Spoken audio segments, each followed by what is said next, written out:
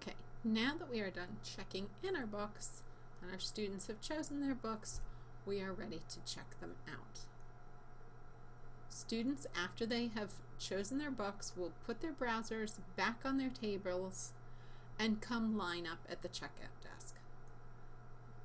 You will hear me constantly remind them, but you can help remind them that only one person should be on the check us out rug right in front of the circulation desk at a time, so that they don't all bunch up against the desk and crowd you, and that they should try to wait quietly in line with their books.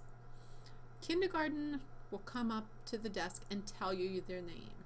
You will find their cards in the kindergarten books, scan their card in the book along with their books. First through fourth grade will have their cards filed in the drawer. When the class comes in, you can put out their library cards on the top of the bookshelf, and they should know after they have their book, they've put their browser back, they pick up their library card and bring it up to you with the book. They will give you their card. You can scan their card. And you notice I do not have the cursor in the box, so I can scan all day. It doesn't work. So make sure if something's not working, make sure the cursor is where you need it to be. Okay. I clicked. Our patron Jane Doe is ready. And now we can start checking out books for her. Now she's in first grade, so first graders can only check out one book. Okay, she has her book. If she has not returned a book, so she already has one book out, and she has forgotten about that, she comes up to try to check out another one. You'll scan that book, and it won't let you. Max checkouts reached. Do you want to complete this transaction? The answer, unless you have an okay from me that maybe a parent has called ahead and they have left the book at grandma's house, but they are getting it back next week, and I've said, okay, the student can check out a book, or if it's a special project that we're letting them check out an extra book, then you can override it, but most of the time we will say no. So we've checked out Jane Doe's books. We will try. Her brother came in at the same time. We have John. All right. John has a hold ready. So if John comes up and he has forgotten to tell you that he has a book on hold, this tells us. You go to the shelf behind the desk where the holds are kept, look for the holds for his grade, and you can pull the book for him to check out.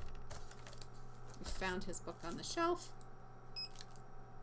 We can scan it, and now he has his book that was on hold.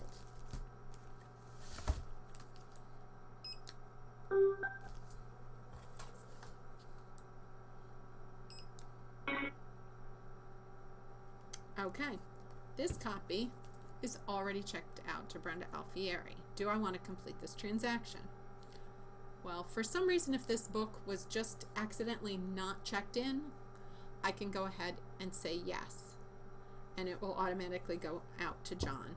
But it's always good to check if it's somebody in the class, because sometimes the students, particularly the younger ones, may take a book off someone's table if the student has gone to the bathroom or walked away. They see a book they like, they don't realize that it's already been checked out for another student, and they'll take it and bring it up. So if it's someone from that class, check with the student who it's already checked out to make sure that they haven't just checked it out this week. But I know Mrs. Alfieri returned this book. She doesn't want it anymore, so I can click yes, and it goes out to John. Now, if someone comes up to the desk and they can't find their card's been misplaced in the week, or they come in between classes and it's not their cards that are out there, you can find their name by going to the Find box, typing their name, and I'm going to click Find Patron. Alright, I found my name. Click on me. I have a hold ready also, so I could go find my hold off the desk and check it out. Now there are some students who may come when you check out their books, may come up with a message. Some messages may say check their books for damage if they've had a couple of books that have come back damaged. There may be a couple of students who may have a message that says that they must keep their books in the classroom. If that comes up, particularly you don't have to do it all year long, but the first few weeks that they're checking out books, just quietly and gently remind them that they need to keep their books in the classroom. But try to do it in a way not to draw attention, not to let the other students know.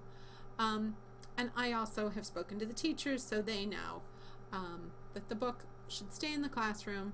The students can read it there, but it cannot go home with them. If a student comes up and they have checked a book out already and they need to renew it, the next week they come in to renew it, we can click on the Renew tab. And if I want to renew my copy of Library Lion, say I come back 2 weeks later, I click on Renew. My renewal limit is reached. Do I want to complete this transaction? Generally, unless it pops up and says that it's on hold for someone else, or it is someone who has checked out the same book week after week after week, I usually just say, go ahead. All right, and that is how we check out books.